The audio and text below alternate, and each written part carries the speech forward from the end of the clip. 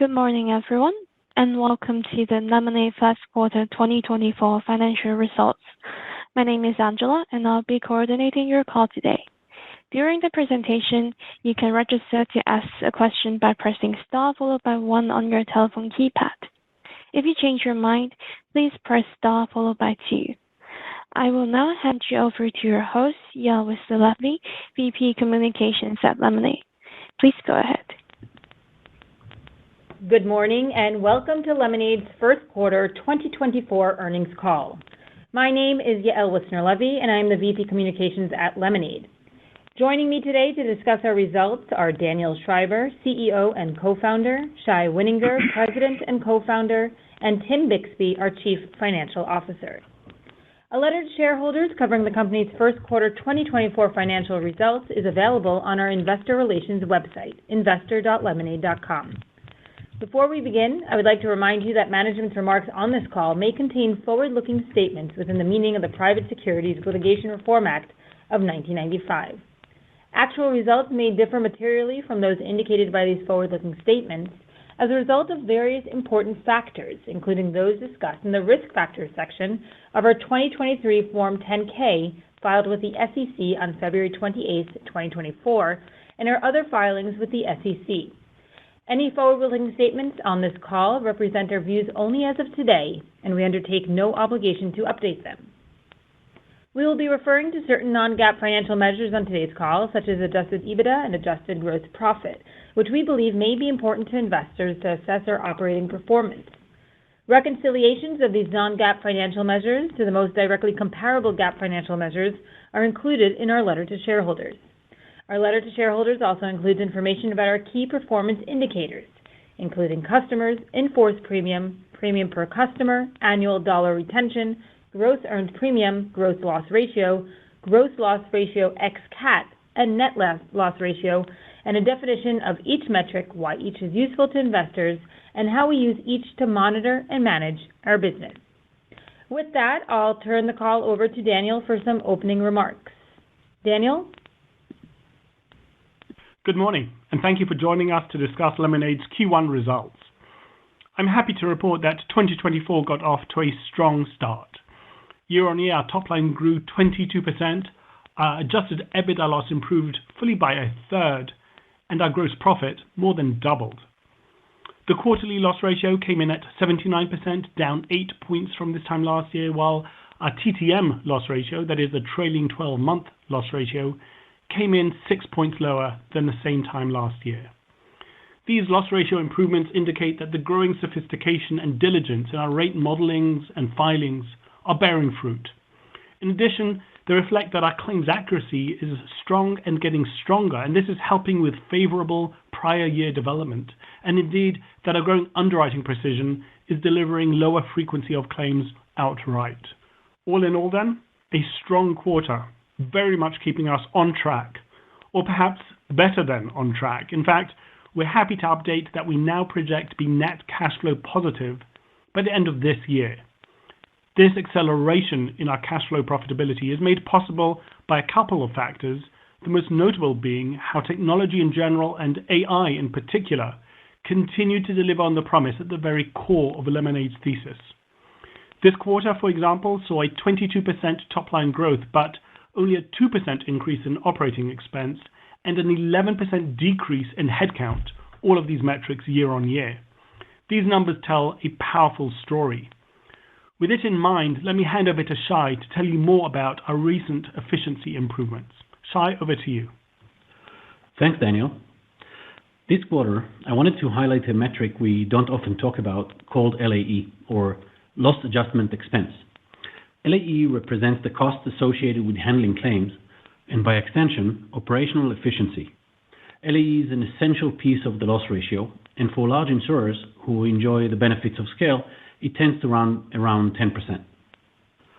I'm happy to report that after years of technology-driven improvements in our claims automation and operations, with nearly 50% improvement in the last 2 years alone, we ended Q1 at an impressive 7.6% LAE ratio. This achievement was made possible by the ongoing advancement of our Blender insurance operating system, which incorporates AI, machine learning, and other cutting-edge technologies to help our team become more efficient. Blender uses AI to minimize human involvement at multiple points of the claims journey. It automatically validates and extracts important information from documents. It can itemize invoices, detect pre-existing conditions, and much more. And as we continue to break apart our claims process and automate it piece by piece, our loss adjustment expenses improve and our loss ratio continues to trend down.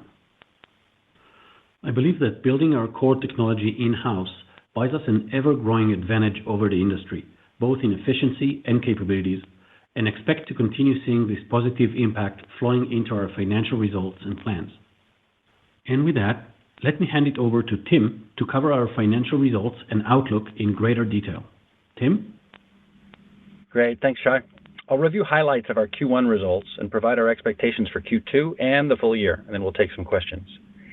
As Daniel and Shai noted, it was a great quarter with good progress on all of our key metrics, including growth, gross loss ratio, and our cash outlook. Premium per customer increased 8% versus the prior year to $379, driven primarily by rate increases. Annual dollar retention, or ADR, was 88%, up 1 percentage point since this time last year. We measure ADR on an annual cohort basis and include the impact of changes in policy value, additional policy purchases, and churn. Gross earned premium in Q1 increased 22% as compared to the prior year to $188 million, in line with our IFP growth. And revenue in Q1 increased 25% from the prior year to $119 million. The growth in revenue was driven by the increase in gross earned premium, a slightly higher effective ceding commission rate under our quota share reinsurance, primarily related to reserve adjustments, and a near doubling of investment income. Our gross loss ratio was 79% for Q1 as compared to 87% in Q1 2023 and 77% in Q4 2023. The impact of catastrophes, or CATs, in Q1 was roughly 16 percentage points within the gross loss ratio, and nearly all driven by convective storm and winter storm activity. Absent this total CAT impact, the underlying gross loss ratio was 63% and 9 points better than the prior quarter and nearly 10 percentage points better than the prior year. Our prior period development was a roughly 6% favorable impact in the quarter. And worth noting that the CAT or catastrophe prior period development impact was about 2% unfavorable, while non-CAT was about 8% favorable. Given the notable ups and downs of the quarterly gross loss ratio, it's all the more useful to continue to consider our rolling 4-quarter view of loss ratio, which we include again in our shareholder letter, to get a feel for the longer-term trends for loss ratio. Our trailing 12 months, or TTM, loss ratio was about 83%, and this is 6 points better year on year. From a product perspective, loss ratios improved across the business as compared to the prior year, with the exception of home, which did not.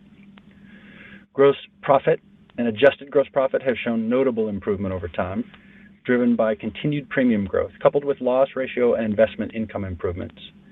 Q1 gross profit increased by 110% to $35 million versus the prior year, while adjusted gross profit increased by 78% over the same period. Gross profit has grown significantly, more than tripling in 2 years, while quarterly adjusted gross profit has more than doubled over that same period. Operating expenses, excluding loss and loss adjustment expense, increased just 2% to $98 million in Q1 as compared to the prior year. Other insurance expense grew 27% in Q1 versus the prior year, a bit more than the growth of earned premium, primarily in support of our increased investment in rate filing capacity. Total sales and marketing expense increased by $2 million, or 8%, primarily due to our increased growth spend, which was partially offset by lower personnel-related costs driven by efficiency gains.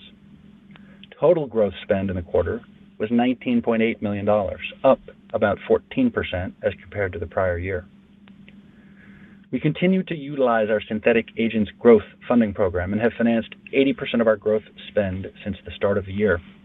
As a reminder, you will see 100% of our growth spend flow through the P&L as always, while the impact of the new growth mechanism is visible on the cash flow statement and the balance sheet, and the net financing to date through our synthetic agents program is about $28 million as of the end of Q1.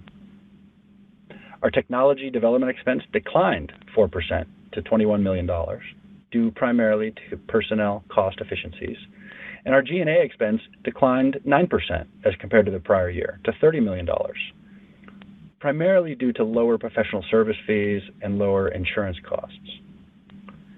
Personnel expense and headcount control continue to be a high priority. Total headcount is down about 11% as compared to the prior year at 1,236, while again our top line IFP grew about 22% the same period. Our net loss was a loss of $47 million in Q1, or a loss of 67 cents per share. This was about 28% better as compared to the $66 million loss, or 95 cents per share loss we reported in the first quarter of 2023. Our adjusted EBITDA loss was a loss of $34 million in Q1, as compared to the $51 million adjusted EBITDA loss in the first quarter of 2023, or about 33% better. Our total cash equivalents, and investments ended the quarter at approximately $927 million, down just 2% since year-end 2023. And with these metrics in mind, I'll outline our specific financial expectations for the second quarter and for the full year 24. For the second quarter, we expect in-force premium at June 30 between $839 and $841 million, gross earned premium between $197 $199 million, revenue of between $118 and $120 million, and an adjusted EBITDA loss of between $49 and $47 million. We expect stock-based compensation expense of approximately $15 million in the quarter, capital expenditures of approximately $3 million, and a weighted average share count of approximately 70 million shares. And for the full year of 2024, we expect in-force premium at December 31 of between $940 and $944 million, gross earned premium between $818 and $822 million, revenue of between $511 and $515 million, and an adjusted EBITDA loss of between $155 and $151 million. For the full year, we expect stock-based compensation expense of approximately $62 million, capital expenditures approximately $10 million, and a weighted average share count of approximately 71 million shares. And with that, I'd like to hand things back over to Shai to answer a few questions from our retail investors. Thanks, Tim. We'll now turn to our shareholders' questions submitted through the Say platform. First, Henry asked for more insight on the rollout of auto nationwide. Hi, Henry. It usually takes a few years to stabilize the performance of a new insurance product after launch. During that period, we test products at lower scale and continuously improve pricing, underwriting, and operating efficiency to get the product to be compatible with our LTV targets. Once that happens, we can increase our marketing efforts and grow faster. By the way, despite the fact that Car's loss ratio isn't yet where we want it to be, it did improve 18 points in 2023, which was the biggest and fastest loss ratio improvement across all of our business lines that year.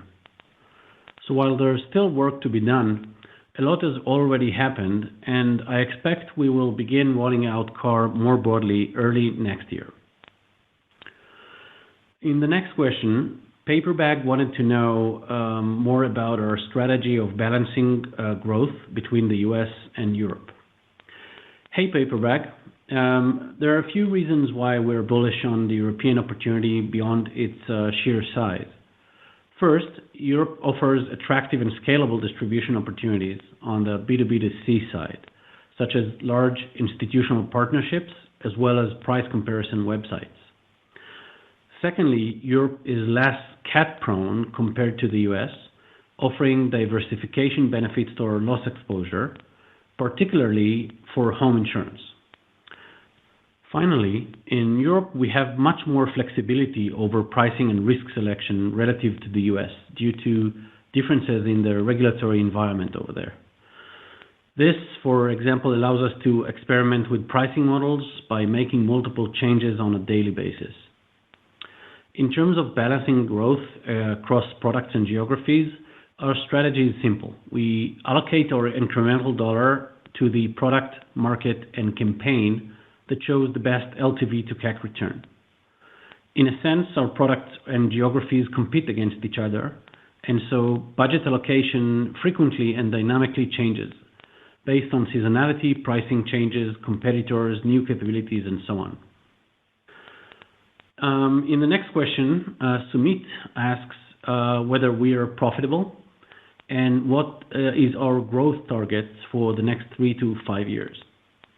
Hi, Sumit.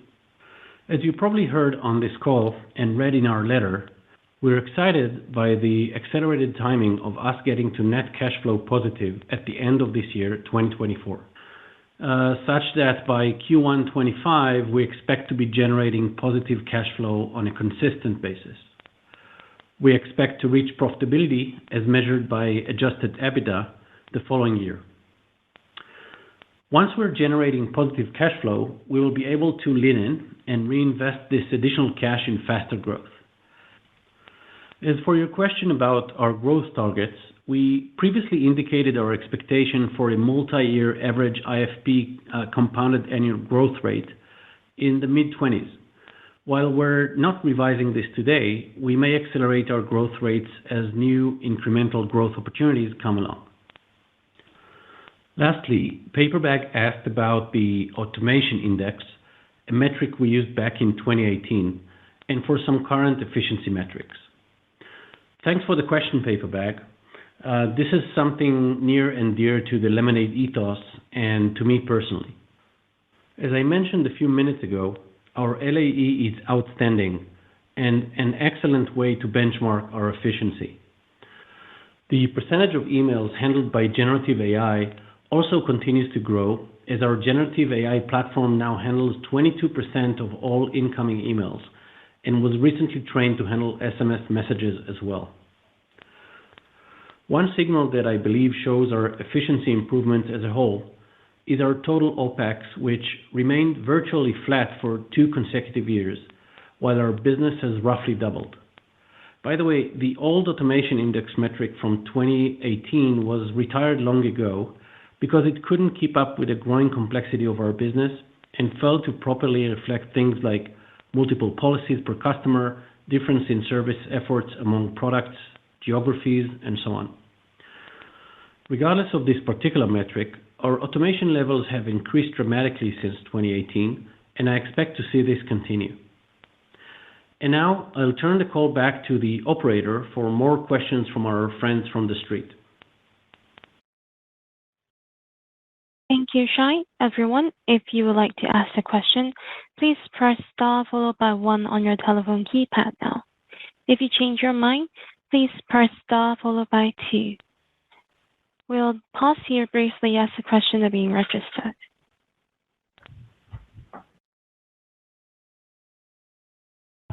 The first question comes from Yaron Kinar with Jefferies. Your line is open. Thank you. Good morning. Tim, you had offered the catastrophe and prior development impacts on a gross basis. Could you offer those on a net basis as well? Sure. The distinction between gross and net this quarter was as small as it's ever been, primarily as a result of reserve releases. So the total difference between gross and net was 1% or less than 1%. So the answer is the same for the difference that you're requesting too. Very minimal. Got it. Okay. Thank you. And I know you had mentioned the acceleration of the timeline to free cash flow positive. Can you talk through some of the drivers for the change or the acceleration? Yeah, so we noted that net cash flow, and this is really the simplest measure of the cash investments and equivalents on the balance sheet. Is it going up or is it going down? You've seen a couple of periods already where it's actually gone up. The second half of this past year, in fact, our net cash investments actually increased. And that was a notable change. So now we're in this period where we're heading towards sustainable, continued generation of cash instead of use of cash. We're not quite there. This coming, the current quarter, I actually expect it to be flatter or better. And so by the end of this year, that should be consistently net positive. The drivers really just better granularity and understanding of the levers. Our reinsurance agreements do tend to move that cash flow a bit out of sync sometimes with the ebbs and flows of the business itself, the growth in customers and the growth in premium. And so the greater understanding of the current reinsurance agreement going forward. We're in negotiations for upcoming reinsurance. We expect that to be fundamentally strong and similar. And the underlying unit economics of customers. Each quarter as we go, we're getting a little bit more comfort with that. Some of the tech efficiencies that we noted, those are sustainable. We've seen some of those for a number of quarters, but until you get 2 or 3 or 4 quarters under your belt to really confirm that they're sustainable improvements, those are the kinds of things that give us greater confidence now to really pinpoint that cash flow positive period. That makes sense. Thanks. And if I could sneak one more in before I re-queue. The growth spend seemed a little bit light relative to the full year target. I'm assuming that's just a matter of ramping up as that spend as you expect to accelerate growth over the course of the year, or is it that you are expecting to revise that target down? Yes, you're exactly right. It's the former. So the year-on-year comparison is a little out of sync with the year-on-year quarter comparison is a little out of sync. Q1 a year ago was relatively high in terms of growth spend versus the full year 23, and we've got the opposite effect this year. We're ramping up. If we looked at January, February, March, we'd see a consistent ramp up. So the full year target is unchanged, and as we head into Q2 and forward, you will see an acceleration versus the prior year. Thank you, and best of luck. Thank you. The next question is from Tommy McJoynt with Stifel. Your line is open. Hey, good morning. Thanks for taking my questions. I know it's only a point or two when I look at the difference between the gross and the net loss ratio, but this was the first time that the net loss ratio was lower than the gross loss ratio. I don't think that's kind of ever happened before. I don't think so.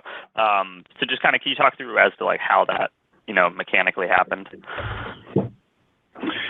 Yeah, there's typically 2 main drivers of a difference between gross and net loss ratio.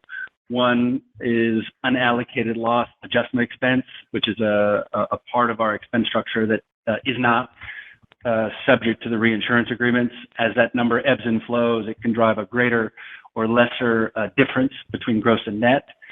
The second main driver is we do have reinsurance coverages where we pay premiums, but we have very little claims, and that's a typical quarter, and that can swing from quarter to quarter. This quarter specifically, that ULI number was notably low because of reserve adjustments. And so when you get a swing in those 2 numbers, it can really bring the net and the gross close together. I don't expect it's a new normal, but we can see quarters where it's relatively similar.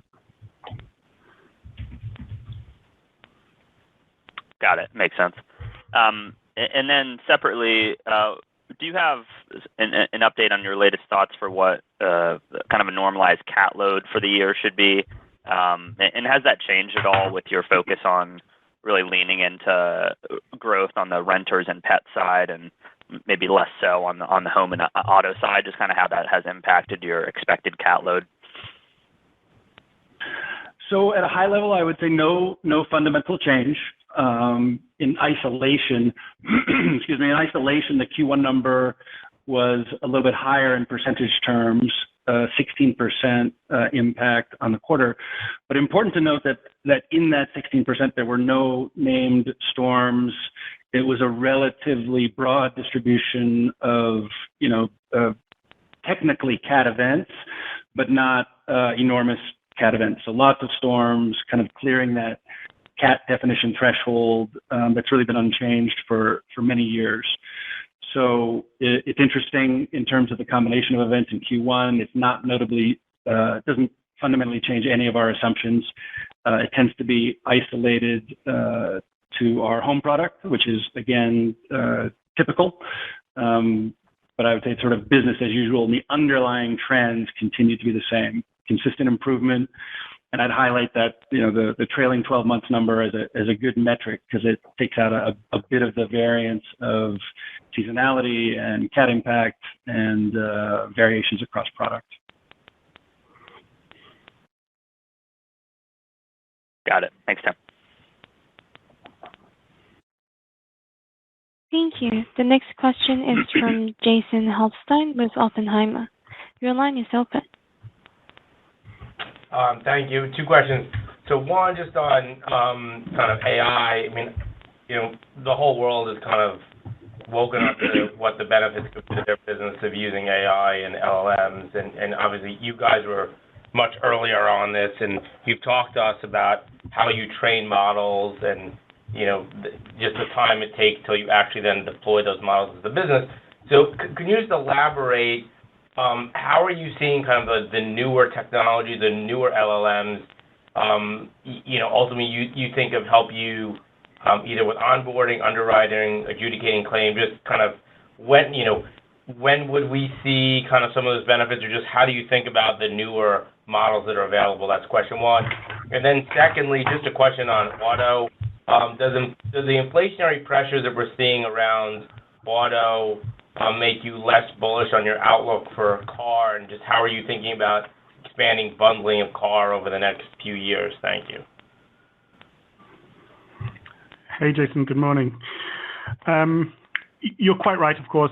AI is all the rage right now, but it's been in our tagline since the founding of the company. So this isn't something new. And the way I tend to think about it is that a lot of the foundational work that we've been doing in terms of risk assessment, risk selection, risk pricing, which is really about using the stunning amounts of data that we're able to collect as part of our onboarding process, and in general just by being a purely digital provider of insurance, that gives us perhaps orders of magnitude more signals than traditional insurance companies get, and then we're able to match those to claims afterwards. I remember being told once, I don't know if this is still true, but that the number one cause of loss in America is other, which is to say that a lot of the systems record things rather poorly, and therefore even if you were to collect data as customers come in, it's hard for you to reconcile that with systems at the end as claims are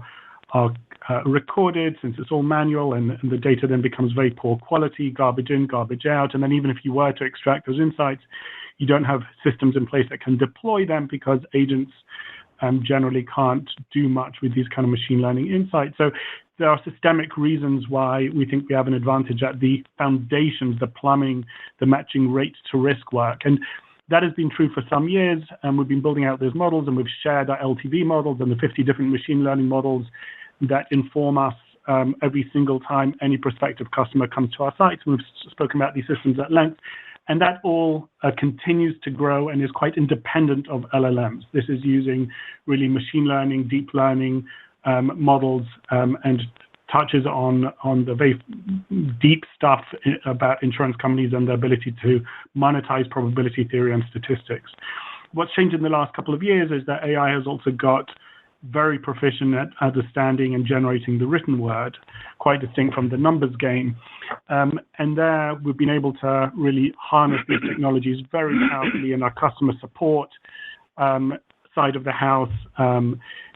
We have a lot of documents that are inbound, whether it's receipts or more complicated documents, health reports from vets, the state of a building from surveyors, oftentimes, verbose 50-page technical documents that need to be reviewed in some detail, and then you also have to generate responses based on them. And we've been able to harness these very, very rapidly because of the structural advantage that I kind of referenced in passing earlier. This applies equally to these kinds of systems. When everything is built digitally, we're able to harness these capabilities. And I think this isn't something that's merely future looking, one of the points that we've tried to make this quarter and last quarter is that, a few years ago when we spoke about these themes, it was a hypothesis that perhaps cohered but was unproven. I think you see it very clearly now in the numbers. The numbers this quarter speak of a 22% top-line growth and an 11% decrease in headcount. That is dramatic, and I'd put it to you pretty much impossible without that level of automation and without being able to use LLMs to do what previously humans had to do. Over the course of the last 2 years, the size of our book has doubled, our gross profit has trebled, and our operating expense hasn't moved. Those, quite aside from the LAE that we did a deep dive on right now, I think are all glaring proof points that these technologies are being harnessed in powerful ways. In terms of auto, of course, we'd like to see inflationary pressures abate, but no, our bullishness is not contingent on that. We want to see some of our rate filings approved and implemented. We've got a couple of iterations to do, but we do remain bullish. We think if inflation doesn't explode, but simply continues in the way it is, that we probably have systems in place that will be able to keep up with that now. Inflation indeed has not passed us by, and yet in auto last year we saw a loss ratio improvement of 20 points, notwithstanding the rather severe headwinds that we face there in terms of inflationary pressure. So I do think we've broken the back of that. We're on the now seeing our systems and our filings kick in a way that is able, so we hope and believe, to overwhelm the inflation that we're still seeing out there. Thanks. Appreciate the call. Thank you. The next question is from Katie Sakis with Autonomous Research. Your line is open. Hi, thank you. Good morning. I first wanted to ask sort of on the drivers of this quarter's ex-cat loss ratio improvement. Could you give us a little bit more color as to what products drove that and sort of, how sustainable you think some of those changes might be over the rest of the year? Sure. It's probably worth noting that the distinction between cat and non-cat has some arbitrariness to it, and so anything that's just over the cat threshold becomes a cat, and just under it isn't a cat, and so there's some of that going on, particularly in a quarter where we've got a lot of frequency, many storms, as opposed to one or two single dominant cats, which we have seen on very rare occasion. One a few years ago, one a couple years ago, but those are really the exceptions. So I would say this is kind of a normalish quarter, but a higher cat load and a lower underlying measure. So I think looking at both of them in tandem, looking at all the loss ratio information that we share in aggregate, including the trailing 12 months, is important. All of the products, with the exception of home, showed year-on-year improvement, quarter-over-quarter, versus the prior year improvement this quarter. We will and do continue to see quarterly ebbs and flows.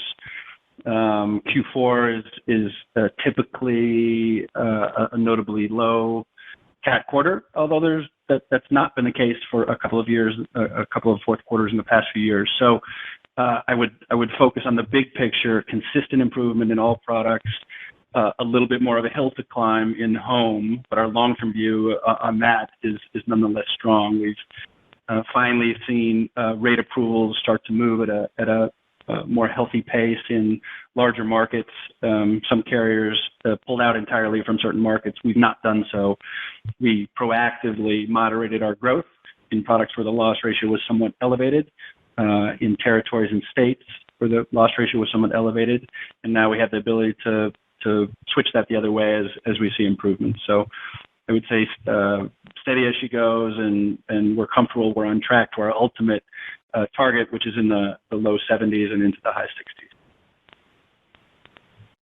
Thank you for that detail. I guess, following up on your discussion of rate action and, and inflation levels, are there any particular geographies where you guys are, feeling like you're getting more than enough pricing and really feel like you could lean into growth there? Or are you kind of thinking about growth sort of across the entirety of the country and the geographies you underwrite?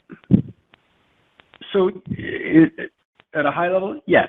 It feels like we've kind of crested the hill. That was probably not the case 3 quarters ago, where we had large, important territories with large rate increase approvals still pending. That is no longer the case. There are many approvals still pending, but they are more widespread. They're somewhat smaller, and so I'd say we've caught up substantially. But there's still a bit of room to go. Inflation continues at a much more moderated pace, but our assumption is it's going to continue at some reasonable rate. Our capacity is dramatically higher and more efficient in terms of getting rate filings in and done and approved than it was. Territories where our growth, went to zero or pretty close to zero. California is probably the most notable one. Even there, we've seen a couple of quite sizable rate approvals, and we're seeing that almost across the board. It's still a little unpredictable in terms of, the date and month that those approvals will come. But again, really, I think certainly past the worst part of it, and now into more of a standard mode with aggressive filing, good follow-up, and earning in rate across the board. Great. Thank you so much. Thank you. Thank you. The next question is from Andrew Kligerman with TD Securities. Your line is open. Hey, good morning. And really nice progress. I guess the first question is around the retention ratio at 88%, super strong. I think you noted it's up a point. What is it about Lemonade that drives that retention? What would you say kind of differentiates Lemonade that's going to make people want to stay with you as opposed to just moving to the next carrier and getting a cheaper price? Andrew, hi. Daniel here. Thanks for the question. Yes, the annual dollar retention continues to strengthen, and I'm glad you highlighted that. There are a few things that differentiate Lemonade in a way that's relevant for this particular metric. One is the level of customer satisfaction that we enjoy. Perhaps a universal measure of that is NPS, Net Promoter Score. The industry doesn't do very well by that measure. I think the low teens is pretty customary or commonplace. Being negative is not unusual. And we tend to be in the 70s, sometimes in the 80s, across all touch points with customers, including claims experience. And shockingly, we have an incredibly high NPS even for declined claims. There's something about interacting with our AIs, the instant nature of the relationship, the ability to respond playfully but precisely and any time of day or night from the comfort of your phone, to pay as many as 50% of claims without any human intervention within a matter of seconds of the submit button being pressed. All these have powerful brand building abilities, and they reflect themselves in retention. The second one is the ability to upsell, which frankly is just in its nascent stages, and I do expect this to become a far more powerful force on ADR as we go forward, which is to say the majority of our customers join us when they're young and oftentimes first-time buyers of insurance. That is a powerful part of our strategy. So among first-time buyers of, say, renters insurance in the U.S., we may be the number one in terms of market share. If not, we're pretty close. We get a dramatically disproportionate number of first-time buyers of insurance coming to Lemonade. Our technology is responsible for that as well. We're able to get to entry-level price points that are very difficult under more traditional insurance models, but when you're doing everything digitally, the marginal cost to serve plummets, sometimes drops at the margins to zero, and therefore we're able to get very attractive yet profitable business in at the low end. So it's a low-end disruption. But those customers then grow up, they graduate, they get a pet, they get a car, they get a ring, they get a job, they get kids, they need life insurance, they need car insurance, etc. All of those reflect themselves powerfully in annual dollar retention, or they just get more stuff.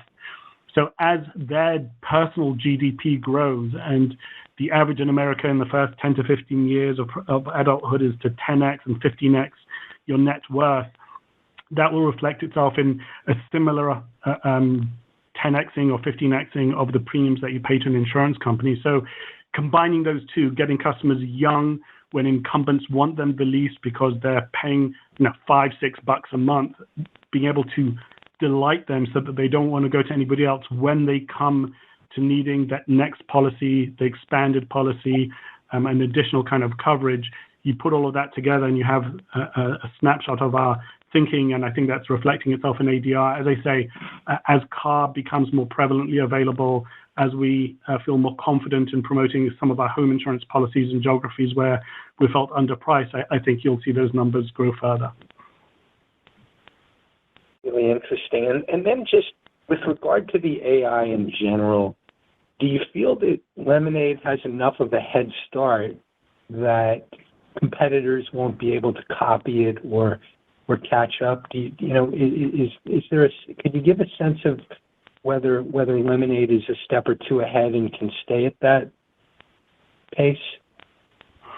I'm sorry, Andrew, I missed the first two words of that sentence. In what sense were you asking that? It's kind of a tricky question. It's kind of a tricky question. I don't know if you can answer, but like I want to get a sense of, is Lemonade's AI ahead of the competition such that you can stay a step or two ahead persistently? Maybe there's a way to answer that. I don't know. It's a tough question. Sure. No, it's sorry, I just hadn't heard the beginning of the sentence. It's a tough question which we think about a lot and have a view on, so I'll share our perspective. We think the answer is unequivocally yes. We think that there are structural advantages to being built by technology founders, in recent years in the age of AI, and having architected the business from the get-go that way. And incumbents in this sense are encumbered. They're very, very smart. They know everything that you and I know, but they have objectively just a lot of legacy to deal with. In a couple of days' time will be the Berkshire Hathaway annual general meeting. This time last year, on that stage, Ajit Jain, who runs insurance there, the vice chairman, spoke about Geico, whom they own outright, and said that Geico has 500, and then he corrected himself and said, actually, it's over 600 different systems that don't talk to one another. Well, when you have that kind of legacy, and Geico has the advantage of being a direct-to-consumer, other, their competitors are even more encumbered because they've got 40,000 agents by way of distribution, and it's very hard for them without conflicted channel strategies to really adopt a direct-to-consumer AI-driven approach. But even if that weren't the case, just when you aren't built as a tech company, when you aren't led by people who understand technology, when your systems were built in the 1980s on COBOL and you can't even hire engineers who know that programming language, and therefore instead of having a black box, you have a black hole where you have to continuously invest just to stay afloat. Those are genuinely difficult systems and problems to overcome. I'm not saying that no incumbents will overcome them, and I'm sure they will all make as much use of AI as they can, but I do think that taken together, that amounts to a structural disadvantage that will be difficult for them and advantageous to us. It's something I can wax lyrical about for a while, but I hope that gives you some sense of how we think about this. Yeah, very helpful. And if I could just sneak one more in on the auto insurance, could you specify roughly how much of the written premium now is in the auto line? And a competitor in direct-to-consumer was talking about how they started to see a little competitive pressure at the end of the first quarter. Do you still feel, with all your rate approvals and new rollouts, the ability to keep growing, or do you see competition kind of getting a little tougher to compete? Sure. So in a big picture sense, auto is a smaller relative piece, but a substantial piece of the business, around 15% or so of the current run rate IFP. That's made up of both pay per mile, which is the majority of that. 3/4 or maybe a little bit more of that is pay per mile, but the remainder is fixed price or more traditional priced. More importantly to note, I think, is our auto product in terms of its understanding and integration of telematics is second to none. We sort of capture data through telematics for nearly 100%, excuse me, of our customers, our car customers, and for nearly 100% of their travel, of their mileage. And you multiply those two together, you get a very high number that is uncommon in the industry. In fact, the largest incumbents track a very small percentage of their car customers through telematics and a very small number of the miles of those. So a fundamental difference there. I did see the comment that you noted in terms of increased competition. I took that to be a bit of a throwaway about, the coming quarter, unique to maybe how the competitor views their numbers unfolding. So no, we don't see any fundamental changes in the market or our opportunity for car. Thanks very much. Thank you. The next question is from Max Smith with Halter Ferguson Financial. Your line is open. Hi, and thanks and congrats on a strong quarter. I wanted to circle back to the sales and marketing and kind of customer growth spend question from earlier. I noticed there wasn't any new information on the LTV to CAC kind of trends this quarter. So I wonder if you can just kind of lay the groundwork on what are you seeing on that kind of marginal dollar potential to spend, and is there anything that is causing you to kind of slow since you do have the financing available under the synthetic agents arrangement? No, so I would look at our growth spend and our growth efficiency as all systems are go. So we're following our plan of accelerating the spend and our growth rate. That began to ramp up as planned and expected in January. When you just see the quarter's numbers, it's a little harder to see, but January, February, March, April, consistent increases ramping up to what we expect, and we've communicated as a rough, almost a doubling of our growth spend year on year. In terms of the efficiency, if we just look at Q1, for example, versus the prior year quarter, we did see an improvement, something on the order of 15% or so more efficient for each dollar in terms of the in-force premium acquired or the cost per dollar acquired. So good progress. We think of LTV to CAC, which is obviously a fairly common measure of well above 3. In fact, over the course of last year, we saw numbers that looked edged from the high 3s and towards 4. That was when we were spending at a lower rate where things tend to get a bit more efficient. But even at this high rate, we're continuing to see strong LTV to CAC ratios well above 3. So things are tracking nicely, and our full year spend supported and made, from a cash perspective, much more efficient through our synthetic agents program is running full steam ahead. We're financing about 80% of our spend since the beginning of the year, and things are right on track.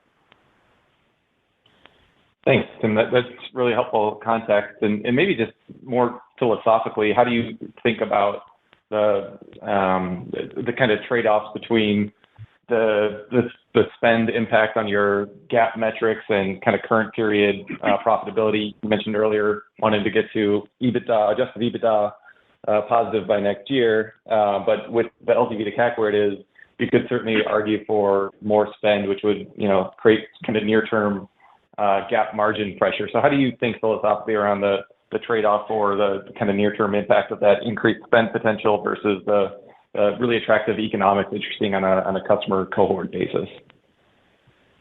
Sure. So it sounds like you've been sitting in our growth marketing meetings where we debate this question in real time on a kind of a day in, day out basis. And that is, I think you described the trade-off exactly right, which is on the one hand, all the business we're acquiring and expect to acquire is profitable business. At some point, as you increase growth spend, that doesn't go to infinity and efficiency starts to slow, and you get to a point where you become less comfortable with that acquiring that nth customer for the nth dollar of spend. And so that's really the frontier that we're constantly pushing. We believe it's important for the health of our business, the long-term health of our business, and our commitment to ourselves and to our shareholders that cash flow break-even profitability is not the only thing, but it's a critical next step for the business. We can do both at the same time. We've guided to a year where growth will accelerate from the low 20s to the high 20s by year end. Our goal and expectation is because of the strength of the unit economics that we're seeing and the positive trends in both loss ratio, which is part and parcel with getting additional rate. All of those trends suggest that we'll continue to be able to spend a bit more. And as that continues, I think we'll see into next year and beyond our ability to continue to kind of push that envelope. Last thing I would note is one of the real benefits of being a multi-product company and a multi-continent company is we have a lot of levers to pull to find that optimal mix of profitable business, high LTV to CAC, and still keep us right on track for fundamental bottom line improvement that we and investors want to see.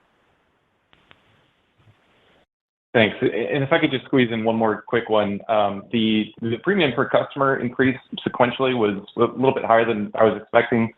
Is there any notable trends that you're seeing either on rate earn-ins or bundling or upsells, anything that was driving that improvement?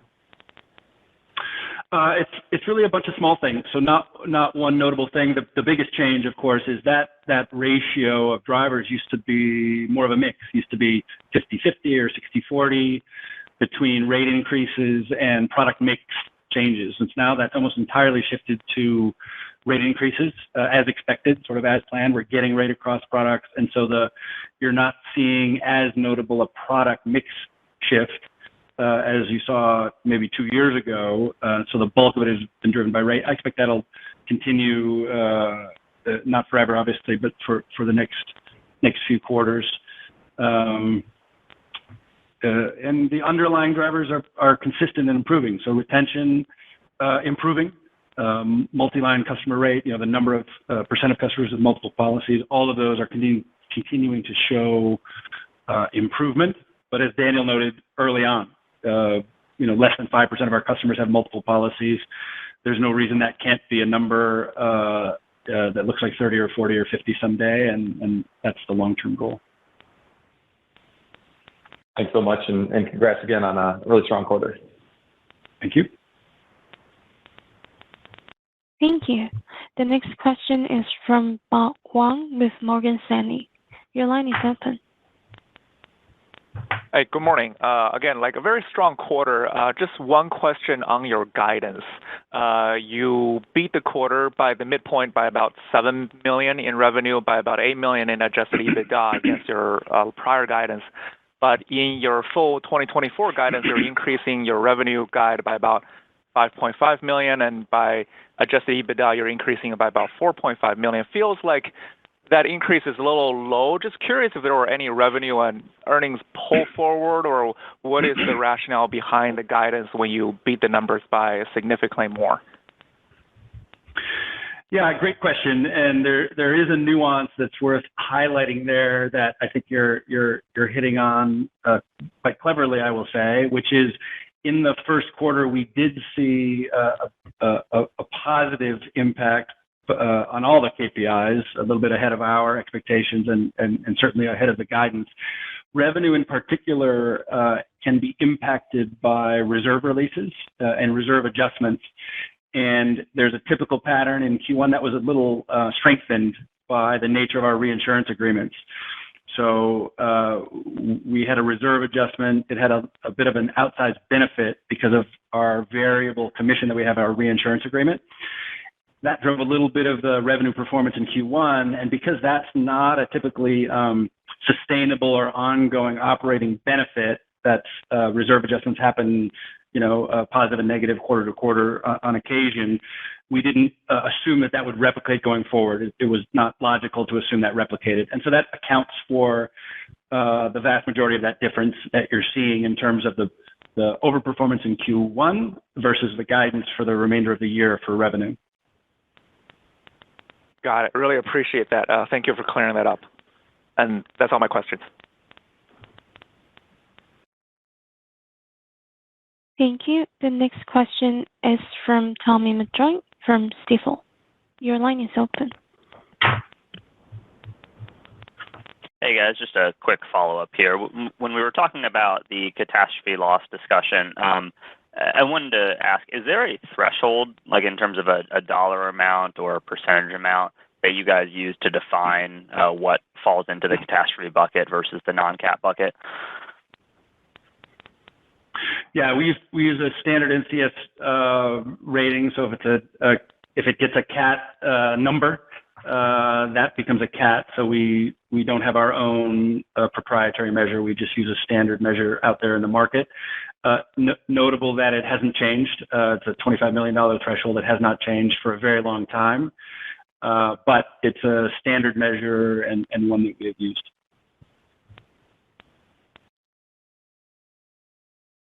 Okay, thanks.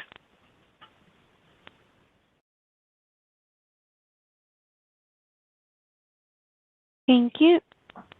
We have no further questions, so I will hand back over to the management team to conclude. Thanks so much. That wraps up our comments, and thanks so much for joining, and we look forward to seeing you again next quarter.